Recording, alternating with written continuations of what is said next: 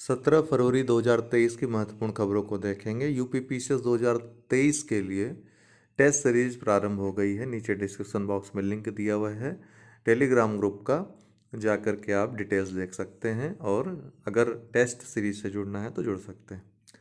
Formula ई से यहाँ संदर्भ इलेक्ट्रिक से है, इलेक्ट्रिकल व्हीकल से है। तो formula E net zero carbon footprint के साथ प्रमाणित पहला वैश्विक खेल है। फार्मूला वन का इलेक्ट्रिक स्वरूप इसको कह सकते हैं। इसका आयोजन हैदराबाद कर रहा है, इसलिए चर्चा में आया है। ध्यान रखिएगा कहाँ पर हो रहा है, हैदराबाद में। पहली बार इसकी मेजबानी हो रही है।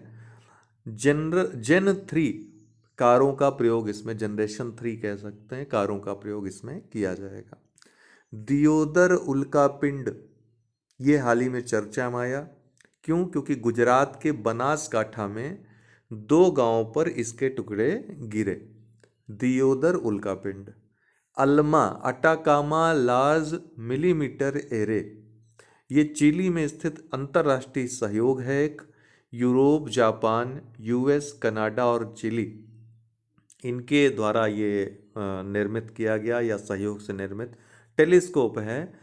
इसने डार्क गैलेक्सी की खोज की है। 2 दिन पहले हमने चर्चा की थी अदृश्य आकाश गंगा, डार्क गैलेक्सी।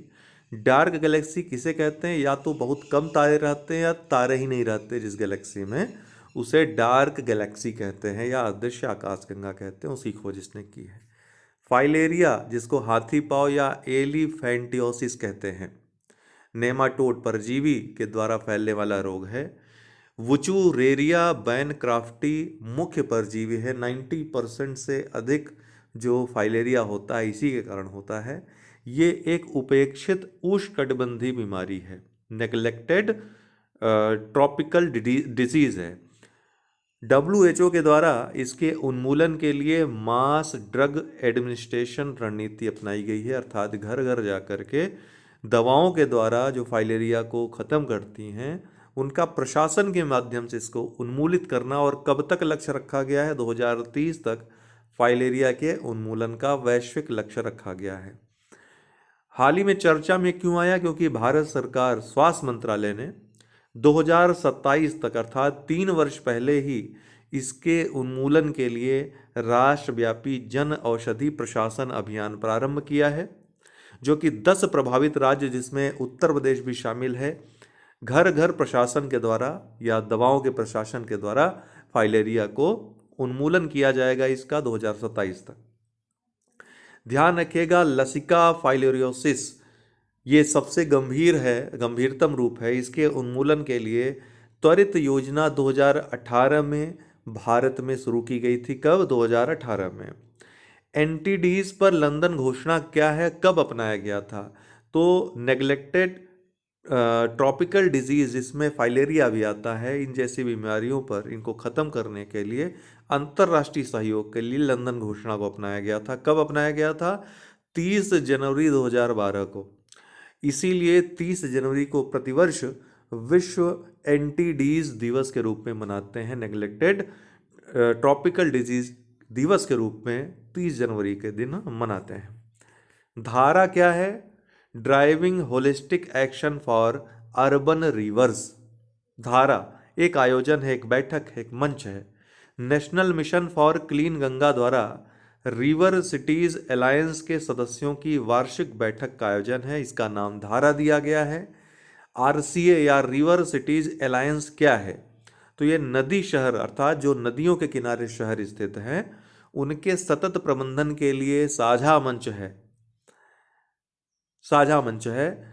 गंगा बेसिन और गैर गंगा बेसिन अर्थात जहां गंगा नदी और उनकी सहायक नदियां हैं ऐसे राज्य, और ऐसे राज्य जहां गंगा या उनकी सहायक नदियां नहीं बहती हैं ऐसे भी राज्यों के शहर इसमें शामिल हैं। इस अलायंस में जल शक्ति मंत्रालय और आवास व शहरी मंत्रालय के द्वारा 2021 में 30 शहरों के साथ RCA को शुरू किया गया था। वर्तमान में इसमें 95 शहर आते हैं। आंवला व फूलपुर ये दोनों ही स्थान उत्तर प्रदेश में हैं। फूलपुर प्रयागराज में है। दोनों स्थानों पर केंद्रीय रसायन व उर्वरक मंत्रालय द्वारा, इफ़को की यहाँ इकाइयाँ हैं आंवला और फूलपुर में, याद होगा पूछता भी है, इफ़को नैनो यूरिया तरल संयंत्रों का आरंभ किया गया है। कहाँ कहाँ? आंवला और फूलपुर में। जो परंपरागत यूरिया है और नैनो यूरिया नैनो तरल यूरिया जो है, इन दोनों में अंतर क्या होता है? तो अंतर, एक पहला अंतर तो यह है कि यूरिया की तुलना में ये सस्ता होता है। दूसरा अंतर है कि यूरिया, जो परंपरागत यूरिया है, उसकी दक्षता 25% होती है, उसकी तुलना में इसकी जो दक्षता है बहुत ज़्यादा है, 90% है। इसका जीवन काल लंबा है, 1 वर्ष तक ये सुरक्षित रहता है। उर्वरक सब्सिडी में जो भारत सरकार देती है उसमें भारी कमी इससे आ सकती है, तो ये इसके फायदे हैं। ये परंपरागत यूरिया से अगर तुलना किया जाए तो ये अंतर आते हैं। एल्डरमैन, अभी हाल ही में चर्चा में आया यह शब्द। दिल्ली नगर निगम के मनोनीत सदस्यों को एल्डरमैन कहा जाता है। सुप्रीम कोर्ट के द्वारा अभी हाल ही में निर्णय दिया गया जिसमें कहा गया कि एल्डरमैन एमसीडी मेयर चुनाव में वोट नहीं दे सकते हैं।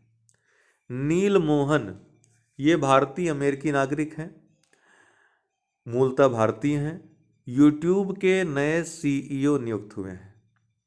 सुजान वोज्की जो कि सीईओ थी, इन्होंने इस्तीफा दे दिया, इसके बाद इनको यूट्यूब का नया सीईओ बनाया गया।